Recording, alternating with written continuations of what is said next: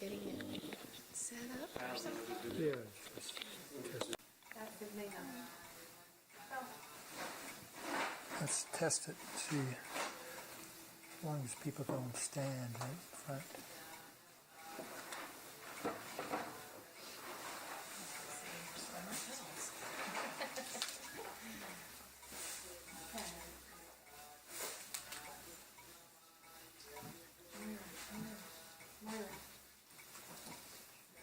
Yeah, but I'm taking the class shot. I don't like the class. It doesn't matter. I don't have to do it. Come over together. Let's see.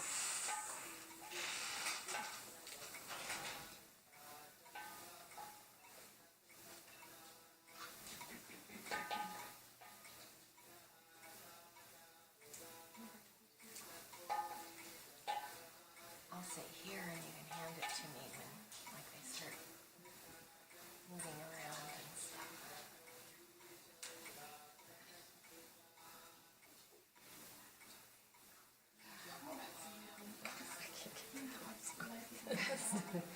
We just said to them, someone can take, yeah, take it. Take it home.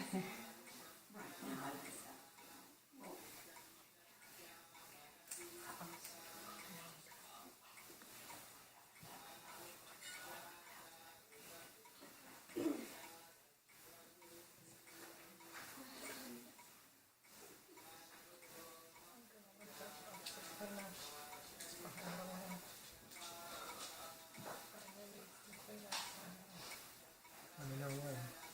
Let me know when. So a quick piece will burn when someone wants to save them, so will eventually burn.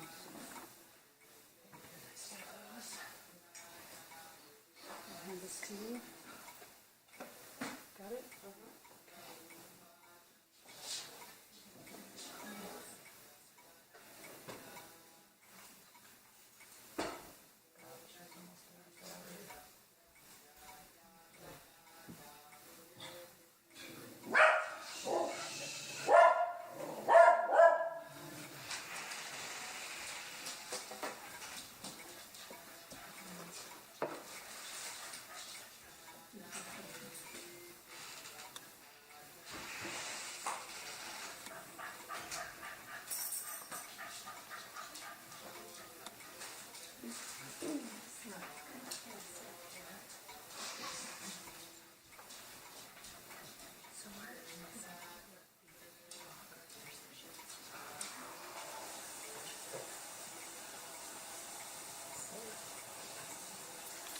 And of course, the zoom is manual off of the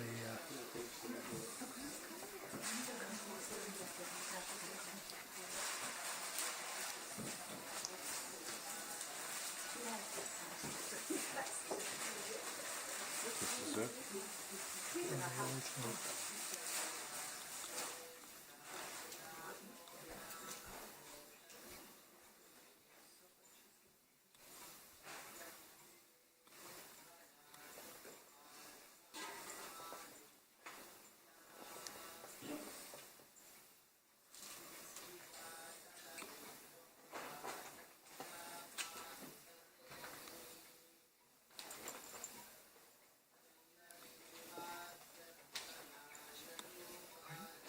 original. Not up here.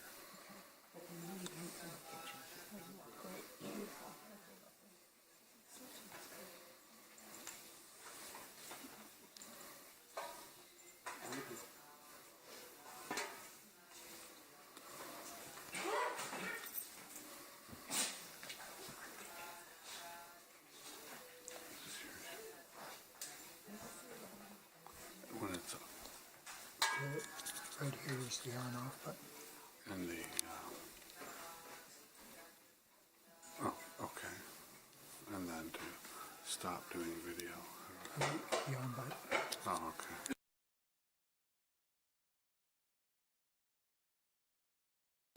Okay, there you go.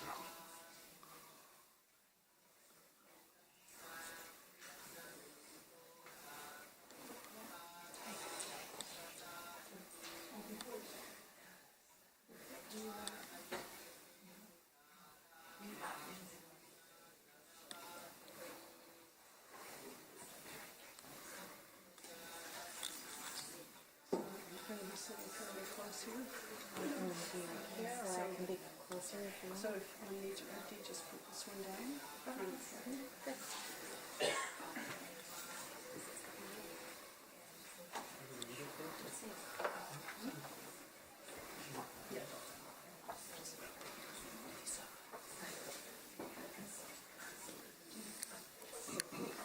Can we turn some lights on back here? Kind of light this area? Because that's lighter out there. It's up to you. Hey, I can. It'd be good if we turned on a couple of lights back here to light it up, because there's a couple of bright spots out there and it darkens everything. There's a lamp there. Can we turn that lamp on? On. Maybe that one too. Turn Yeah. that lamp on? Is it too dark? Well, if it'll help a little bit. No. That made a big difference. Uh-huh. Push backlight or something. Right. Oh, there's too much light. Yeah. That's what I meant. Back of her. Oh, look at that picture of her. How about this little light up here? Yeah. Yeah, great.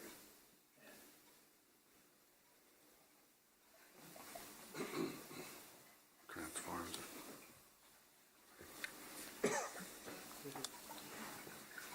So we want words, and Charles is going to say a few words, and then we'll start the ceremony. It takes about 45 minutes or so. And then, I think I mentioned to most of you, but not all of you, then Charles and Jennifer and I will go with Mom's body to the crematory, and you're all welcome to stay, and there's lots of goodies over there to eat. And Here. Here. And I don't know how long we'll be, but if you want to stay till we get back, that's great too. It'll take about half an hour. Yeah, half an hour. So, I don't know if I'll get through this, but I know you'll understand. My mom was my best friend, and I really give her a lot of credit that she moved here 15 years ago, so we've had a great time together. And, in all those years that Charles and I were full-time in the movement and traveling around, it was a little hard on my parents' heart, so to have her come and live here was a real fulfillment for my heart and hers. And so I had her for 15 years, and Harry and I were with her for 10 years, and Charles has been here almost 4, so it's been a really sweet time. My mom had a lot of Shakti. She was a woman that could get things done and organize, and even now all our electrical things are falling apart. The garage door doesn't open, cars aren't working. Charles said Mom was keeping it all together for us, which was true. She could always focus, and even in our home in New Jersey, that if it wasn't like we couldn't do anything, but if we couldn't get something done, we'd give it to my mom, and she would just focus, and it would always get done. She was amazing. So April last year, my mom fell and in the bathroom at night and broke her wrist, and so for the last year I was sleeping, and we were sleeping in the same bed together. It was very sweet. And so, I spent about 22 hours a day with her. So this is going to be quite an adjustment for me, and I was always running around the house all the time, and Mom would say, just come and sit with me. And if we only knew when they were going to pass, you'd spend that day sitting there holding their hand. But even today I was running around getting everything ready, and I could hear my mother say, just sit with me. So, and I want to tell you, last night I was meditating. Vicki Malloy was here, and we were meditating here next to my mom, and I had experiences on my sutras, which I haven't in all these years. So I thought, my mother's putting some good words or opening up some channels for me. That was very sweet.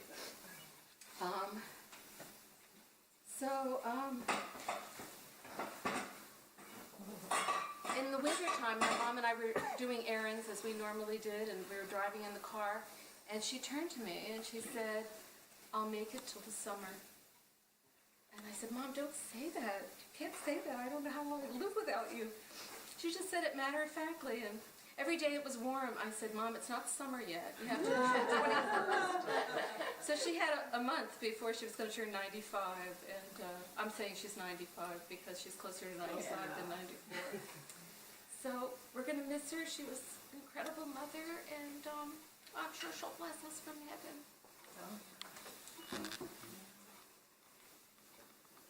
Well, that's difficult to follow that little talk, but I remember in the beginning of the movement for me, I would tell my parents everything that Marcy told us, you know, going courses, and I just told them everything, you know. It was, and we couldn't understand why they just didn't get it. But it seemed so natural and normal, and so they heard it all over and over again. But my mother was very resistant to kind of buy into it. She actually never did buy totally into it, but she did learn TM, and that was the major thing. But one thing that I told them at dinner one time, I was teaching the Senate and I was living at home, and I said, you know, Marcia told us that we choose our parents, and they like that. And so we didn't realize, actually last night, Christy Kleinschnitz came by, and she reminded me of something that I forgot Marcia had said.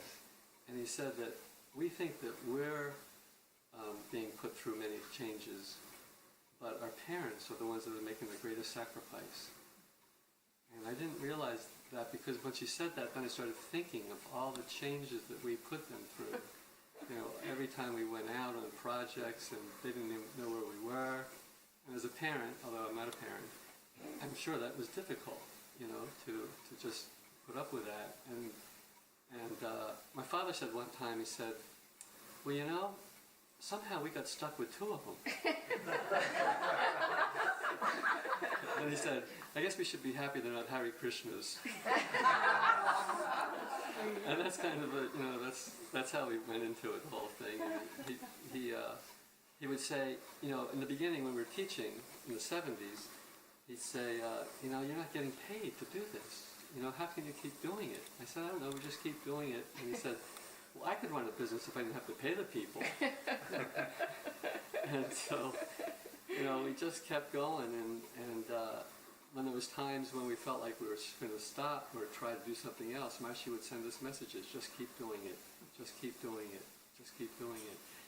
And my sister brought them along to all the places she went, you know, in Avon Park, and they came to Lancaster when I was there, and Asbury Park, and here a number of times. So we kind of drug them along. And my mother, who made the statement, I will never learn TM, she learned TM in 1995. She's moved to Fairfield. She has the Vastu home. She has done, just 3 or 4 weeks ago, she did Gem and Light, Marcia Gem and Light. But she had done that before. She did that before. 2 weeks ago, she did Marcia Vedic Vibration, Which she had done before. which I'm sure was very good for her physiology for the next for the translation. And she's been in the dome for all the celebrations, listening to the pundits chanting. She would say, I don't really buy this. She kept doing it, because she had no choice, really. But she was committed to being with her children. I mean, family was everything. And because we didn't have any extended family, it was more, you know, us. And so I think she's been happy here, even though pretty much weekly she's been going back to New Jersey. But anyway, she did well. I'm really proud of her. She, you know, is committed. I mean, it's not easy to do this when you're totally into it. You can imagine how it must be when you're not into it. And she just hung in there, and she was introduced to all her friends. She said the people here are so nice. She just loved everybody. And when she first came here, she says, they do things differently here. They do them more like the old days.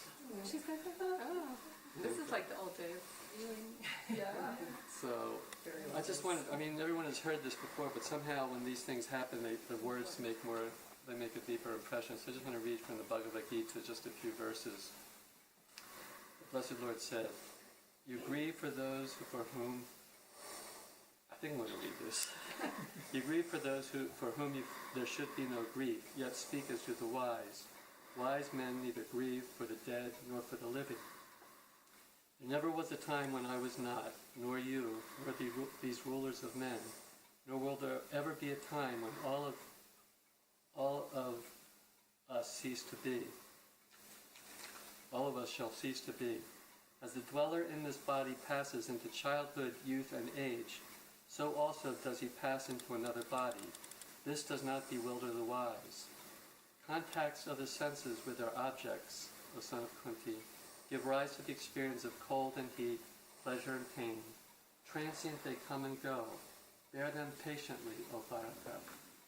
That man indeed, whom these contacts do not disturb, who is even-minded in pleasure and pain, steadfast, he is fit for immortality, the best of men. The real has no meaning, has no being. The real never ceases to be. The unreal has no being. The real never ceases to be. The final truth about them both has thus been perceived by the seers of ultimate reality. Know that to be indeed instructable, by which all this is pervaded. None can work the destruction of this immutable being. These bodies are known to have an end. The dweller in the body is eternal, imperishable, infinite. Therefore, O Bharata, fight. He who understands him to be the slayer, and he who takes him to be the slain, both fail to perceive the truth. He neither slays nor is slain. He is never born, nor does he ever die, nor once having been, does he cease to be. Unborn, eternal, everlasting, ancient, he is not slain when the body is slain. He who knows him to be indestructible, everlasting, unborn, undying, how can that man, O Partha, slay or cause anyone to slay? As a man casting off worn-out garments takes other new ones, so the dweller in the body, casting off worn-out bodies, takes others that are new. Weapons cannot cleave him, nor fire burn him. Water cannot wet him, nor wind dry him away. He is uncleavable, he cannot be burned, he cannot be wetted, nor yet can he be dried. He is eternal, all-pervading, stable, immovable, ever the same. He is declared to be unmanifest, unthinkable, unchangeable. Therefore, knowing him as such, you should not grieve. Even if you think of him as constantly taking birth and constantly dying, even then, O mighty arm, you should not grieve like this. Certain indeed is death for the born, and certain is birth for the dead. Therefore, over the inevitable, you should not grieve. Creatures are unmanifest in the beginning, manifest in the middle state, and unmanifest again at the end, O Bharata. What grief is there in this? Jagita. I just want to add one thing, that when my dad passed away, and I might have told some of you this story, when my dad passed away, he was 93, and it was a heart attack, and it was still sudden for us, never long enough. But we knew about the 13 days that the soul, goes on, and then, you don't hold on, they go, and then they can come and go back. And I had a dream that night, on the 13th night, and my dad was in the dream, and it was so real. And he said to me, I'm very impressed with your organization. You have the largest headquarters here. And then I said to him in the dream, Daddy, I have to go to the bathroom, wait for me. And then I woke up, and I thought, how was I going to the bathroom?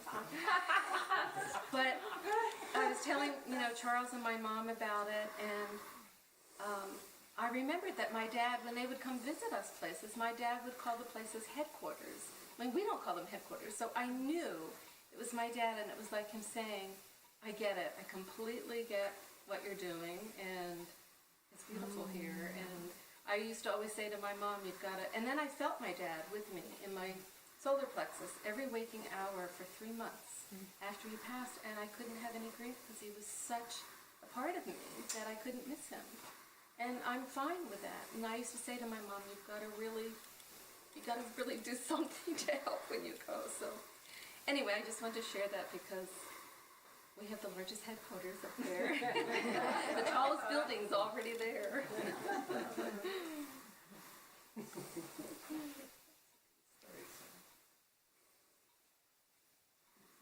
When we start, do you want these would otherwise get stuff on them? Do you want them taken away? My mom made this. Oh. My mom, I have boxes of things I put together thinking I would show them, display all the things. She was so creative. She'd see something in the store, come home and make it, or she was knitting or crocheting or refinishing furniture, and so this is one of her, finished by Emily Stacklin, wherever Emily is. This finished. But this is going. This Yes. is going.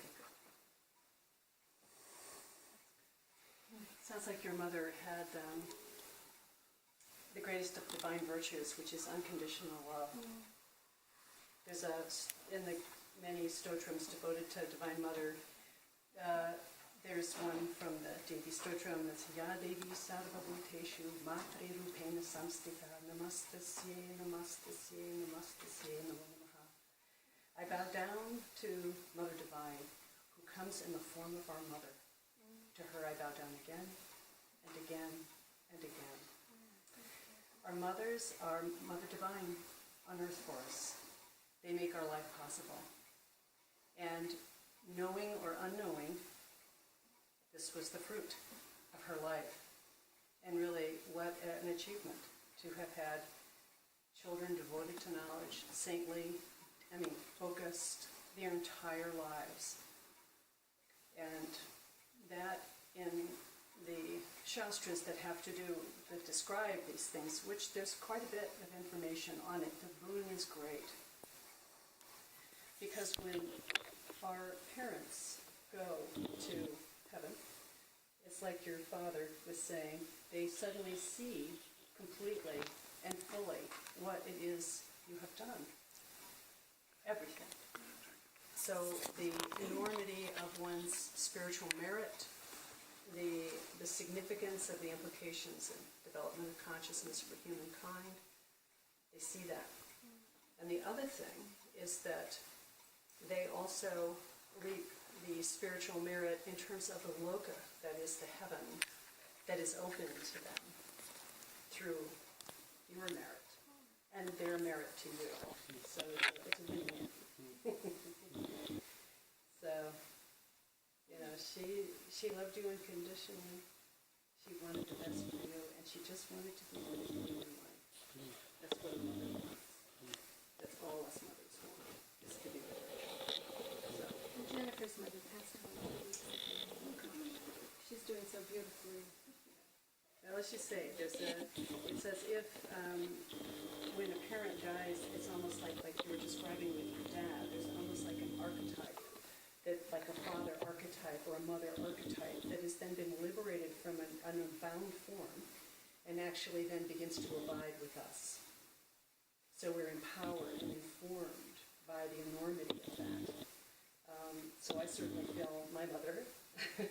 And yes, you would feel your father here, the solar plexus, which is the sun, right? Wow. The sun, solar, father.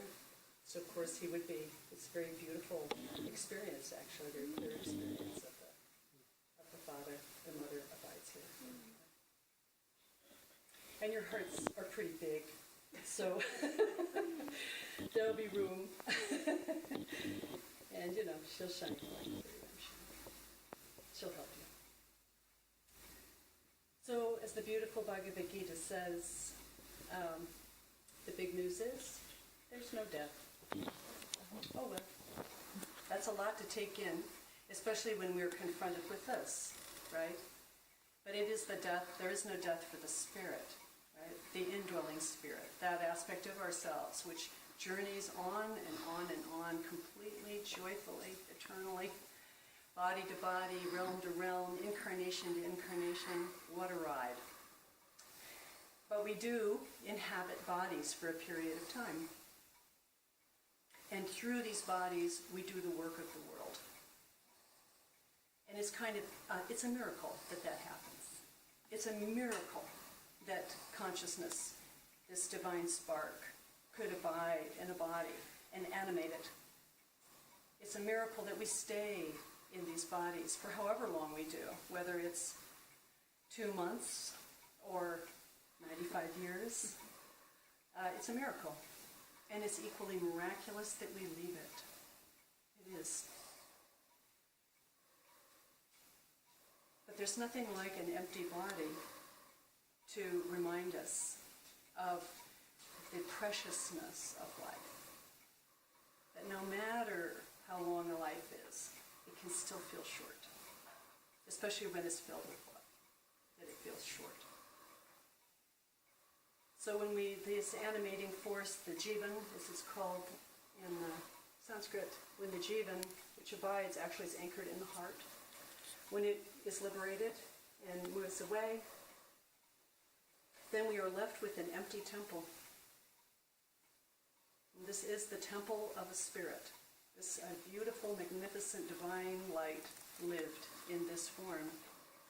And like any tradition of truth in the world, when a temple is emptied, you have to, or we could say decommissioned, then you have to do certain things then to care for that temple. It is done respectfully, carefully, thoughtfully, because the miracle of this form did carry a life.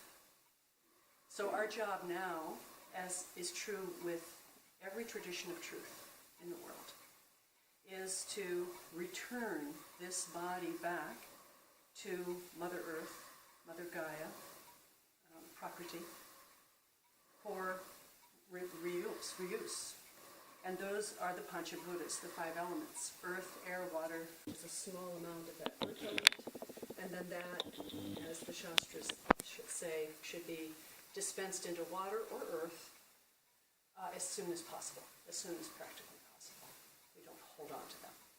Let them go. And in that way, we're returning that back. So this is a day of actual celebration. It's a celebration for us to remember her and the beautiful life that she lived and the beautiful children that she raised. And also, it's a day for her, for the jivan, because as the body is burned then the last vestigial connection to her physicality on earth is liberated. So it's extremely blissful. It's like a real rush, because any binding influence to this realm is being dispensed with. So this ceremony is a beautiful tradition. It's very compassionate, it's very wise, and it invites you to participate because it's your opportunity to say thank you to her and to thank this form that carried her. So in doing that, we're going to be, Charles and I will be up here, and we'll be making offerings symbolic of those Panchabhutas. I'll be chanting the Gayatri mantra, which is considered the queen of mantras. If you know it, please join me. Don't be shy.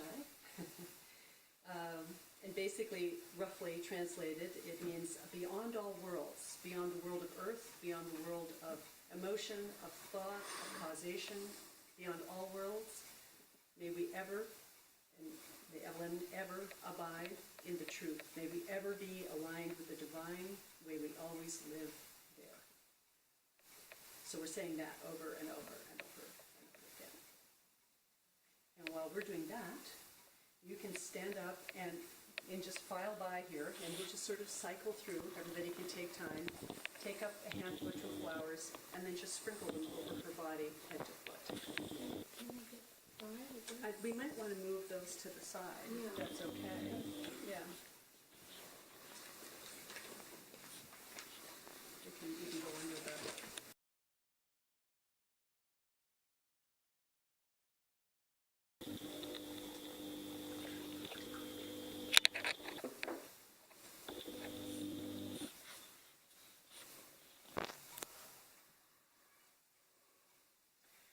Pavitra pavitru va sarvavstangitopi va yasmare pundarikaksam sabayabhyantar suchihi pundarikaksha punatu pundarikaksha punatu pundarikaksha punatu.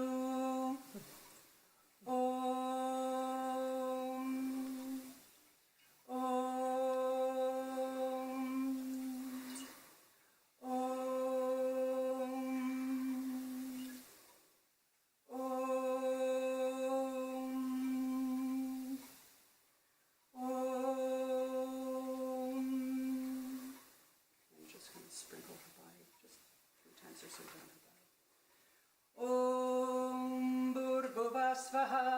तत्सवितुर्वरेण्यं भर्गो देवस्य धीमहि धियो यो न प्रचोदयात् ॐ भूर्भुवस्वः तत्सवितुर्वरेण्यं भर्गो देवस्य धीमहि धियो यो न प्रचोदयात् ॐ भूर्भुवस्वः तत्सवितुर्वरेण्यं भर्गो देवस्य धीमहि धियो यो न प्रचोदयात् ॐ भूर्भुवस्वः तत्सवितुर्वरेण्यं भर्गो देवस्य धीमहि धियो यो न प्रचोदयात् ॐ भूर्भुवस्वः तत्सवितुर्वरेण्यं भर्गो देवस्य धीमहि धियो यो न प्रचोदयात् ॐ भूर्भुवस्वः तत्सवितुर्वरेण्यं भर्गो देवस्य धीमहि धियो यो न प्रचोदयात् ॐ भूर्भुवस्वः तत्सवितुर्वरेण्यं भर्गो देवस्य धीमहि धियो यो न प्रचोदयात् ॐ भूर्भुवस्वः तत्सवितुर्वरेण्यं भर्गो देवस्य धीमहि धियो यो न प्रचोदयात् ॐ भूर्भुवस्वः तत्सवितुर्वरेण्यं भर्गो देवस्य धीमहि धियो यो न प्रचोदयात् ॐ भूर्भुवस्वः तत्सवितुर्वरेण्यं भर्गो देवस्य धीमहि धियो यो न प्रचोदयात् ॐ भूर्भुवस्वः तत्सवितुर्वरेण्यं भर्गो देवस्य धीमहि धियो यो न प्रचोदयात् ॐ भूर्भुवस्वः तत्सवितुर्वरेण्यं भर्गो देवस्य धीमहि धियो यो न प्रचोदयात् ॐ भूर्भुवस्वः तत्सवितुर्वरेण्यं भर्गो देवस्य धीमहि धियो यो न प्रचोदयात् ॐ भूर्भुवस्वः तत्सवितुर्वरेण्यं भर्गो देवस्य धीमहि धियो यो न प्रचोदयात् ॐ भूर्भुवस्वः तत्सवितुर्वरेण्यं भर्गो देवस्य धीमहि धियो यो न प्रचोदयात् ॐ भूर्भुवस्वः तत्सवितुर्वरेण्यं भर्गो देवस्य धीमहि धियो यो न प्रचोदयात् ॐ भूर्भुवस्वः तत्सवितुर्वरेण्यं भर्गो देवस्य धीमहि धियो यो न प्रचोदयात् ॐ भूर्भुवस्वः तत्सवितुर्वरेण्यं भर्गो देवस्य धीमहि धियो यो न प्रचोदयात् ॐ भूर्भुवस्वः तत्सवितुर्वरेण्यं भर्गो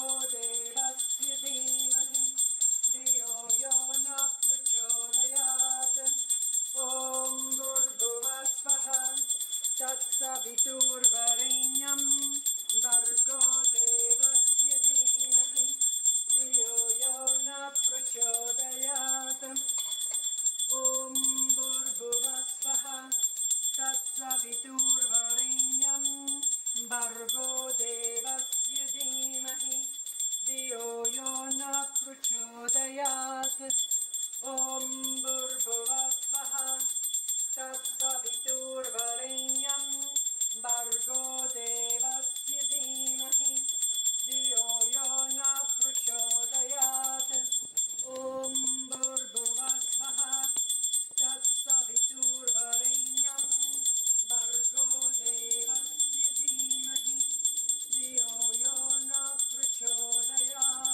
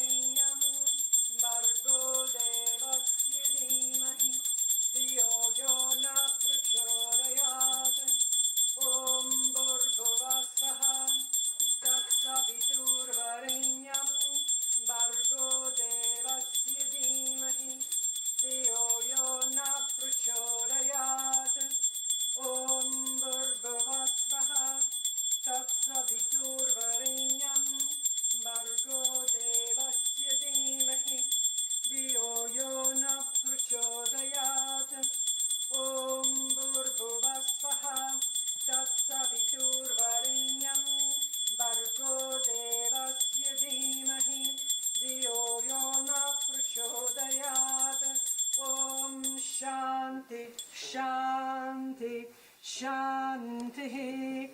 Om Loka Samasta Sukhino Bhavantu. Loka Samasta Sukhino Bhavantu. Loka Samasta Sukhino Bhavantu. Om Shanti Shanti Shanti. Om Asatoma Satgamaya Tamasoma Jyotirgamaya Mrityorma Amritam Gamaya. Om Shanti Shanti Shanti. Om Purnamida Purnamidam Purnat Purnamudachyate Purnasya Purnamadaya Purnameva Vashishyate. Om Shanti Shanti Shanti. Om Shri Gurubhyo Namaha. Harihi Om.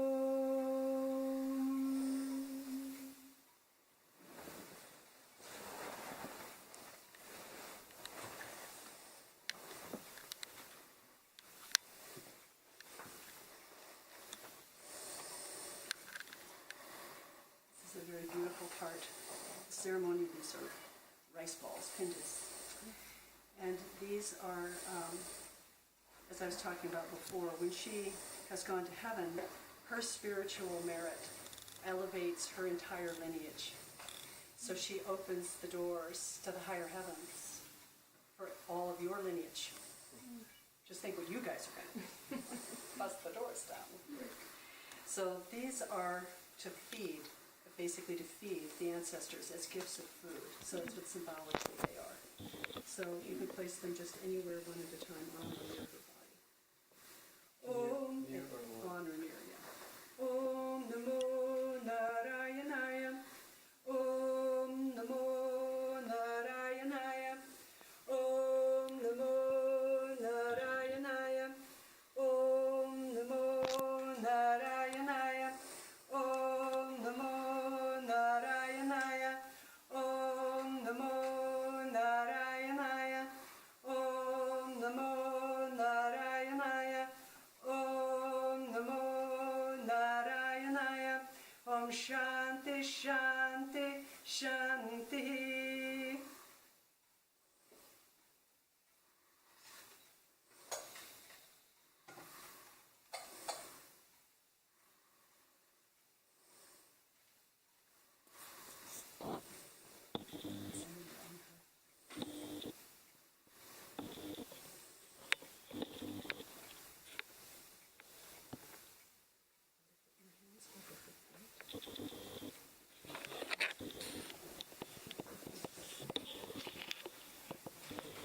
And then your hands to your face. And your hands to your face. Through this body, this life is made possible. Put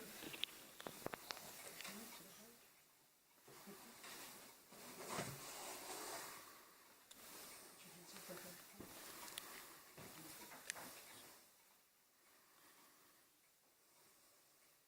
And over her.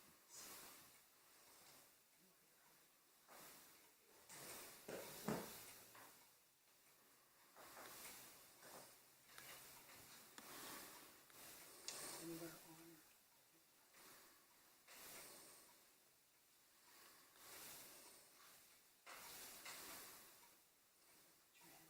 Put your hands on her feet. And then on your heart. And on your face. And through this body, this life is made possible.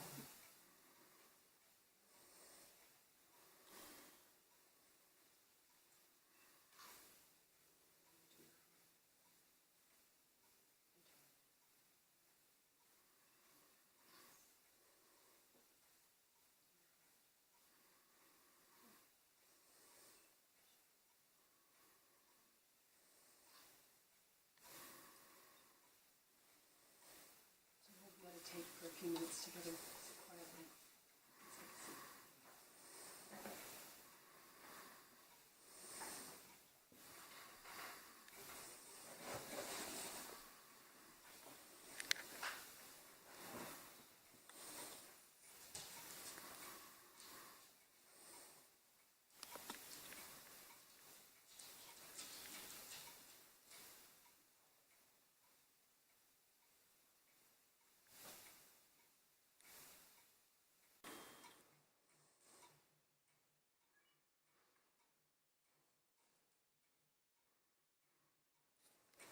Okay, could do.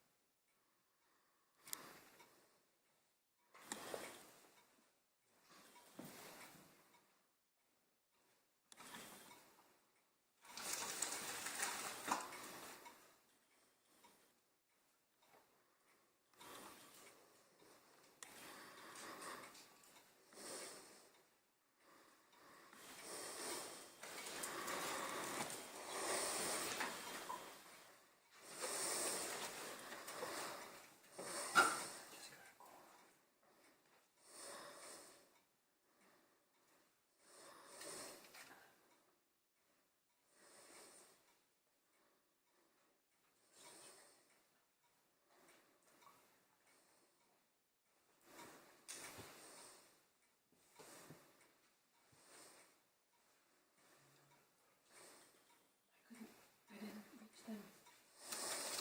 They didn't answer.